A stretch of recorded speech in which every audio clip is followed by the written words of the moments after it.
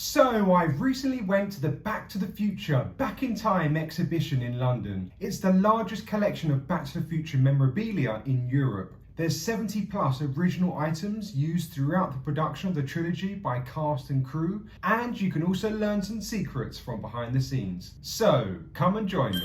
First up was seeing Marty McFly's self-drying jacket as used in Back to the Future 2, and this was a proper working jacket as it had all the wires and hoses coming out of it. Next up was Biff's matchbook set from Back to the Future 2. You may remember it changing names through the film. First it was Auto Detailing, then went to Pleasure Paradise, and then the clip where it changed from one to the other, so a separate pack with both words on top of each other were used. How cool is that? Next up was the phone book page where Marty looks through for Doc Emmett Brown's name. This was custom printed and was used as a backup, probably why it's in more pristine condition. Can you find him? Oh, there he is!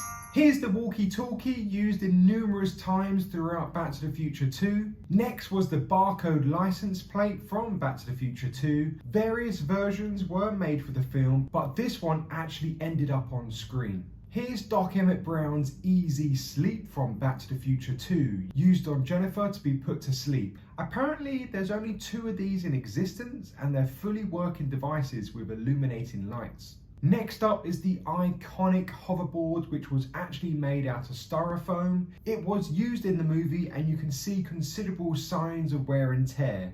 I've always wanted one of these. Here we have Griff's stunt baseball bat from Back to the Future 2, where he tries swinging at Marty. This is one of the stunt rubber foam bats that were used. However, when the bat in the movie extended or was in close-ups, it was a different aluminium bat with a pneumatic fitting. This was Marty's radiation suit, which was worn in Back to the Future 1 during the first test of the DeLorean time machine at the Twin Pines Mall parking lot. During this scene, Marty escapes from the terrorists by jumping into the DeLorean. As he jumps in the DeLorean, you can see Marty tears the suit on his inner left thigh. This suit has a tear in that exact location, which has been repaired, making this suit very special as it matches on screen. So yeah, nice fun fact for you there. And also, seeing this up close and personal, you can really tell how small of a guy Michael J. Fox is.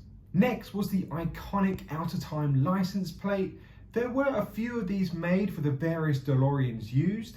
You can buy replicas of these online and they're quite cheap. And another iconic prop is the self-lacing Nike or Nike shoes from Back to the Future 2.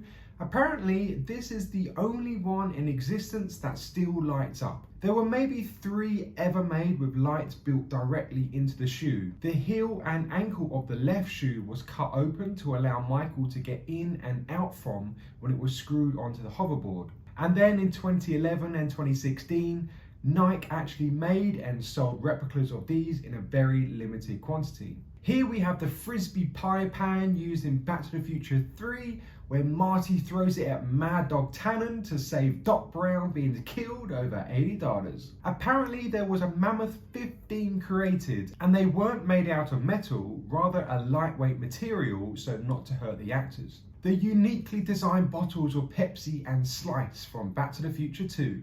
The Nintendo game Wild Gunman, which was used in Back to the Future 2. It's a pretty easy and simple game. Another iconic prop is the Sport Almanac. A few of these were made with nothing on the inside, to this one where it has the actual sports scores written inside. Both signatures from Michael J. Fox and Tom Wilson, who play Biff, are on the front cover and inside. You can also buy replicas of these online, again quite cheap too. Here's the pink western shirt from Back to the Future 3 when Doc gives this to Marty when he goes back to save Doc in 1885. A few of these were made. This was used in the early parts of the film. Another one would have been used for when Marty was being dragged by a horse in the dirt. A lot of random clothing was on TV like this one, which Doc wore. However, without the pictures to back it up, you'd look at it and may think, what's so great about that? It's only until you see it in the actual film, it makes you go, oh yeah. Next is the early Wine Chiquita guitar from Back to the Future 1. I never really paid attention when watching the film, but here you can see just how small these guitars are. They were made to be more of a travel guitar. The newspaper from Back to the Future 2 when Marty's son, Martin McFly, got arrested, and it's an actual newspaper. There's other stories and articles here that you wouldn't have been able to read when watching the movie. And then the exhibition finished with the DeLorean itself. It used to be owned by Universal Studios, but now it's probably to some guy that hires it out to places and events. It was all kitted out just like the one from the movie. To sit in it for a photo you had to pay, which I didn't really see the point, as I've actually driven a DeLorean after renting one to drive for a day. So after doing that, I just wasn't really bothered, as it was a bit expensive for the photo. Still looks pretty cool though. I'd choose this car over any modern day car by a long shot. It's crazy to think that all the props used were actual working things and have all been hand built, that were either not even used in the film, or if it was only used for maybe a few seconds and that's it. And sometimes there was multiple versions of the same device being built. If it had to be destroyed in the film, or if the prop did different functions, or if it was used in close-up shots or even far away shots. So fascinating. It makes you really think the amount of time, money and energy that goes into movie making, to props, to clothes, to bodysuits, that once it's been used then it doesn't really have any purpose anymore. So it's either thrown away, put into a warehouse, or just actually sold on. That's why probably most movies these days just use CGI, as it's just a lot more quicker and money saving. So thanks for coming with me on this Back to the Future exhibition tour. I really do recommend going, because if you're a Back to the Future geek just like me, you're gonna love it. Anyway, thanks so much for watching, and I'll see you in the next video. All right, bye.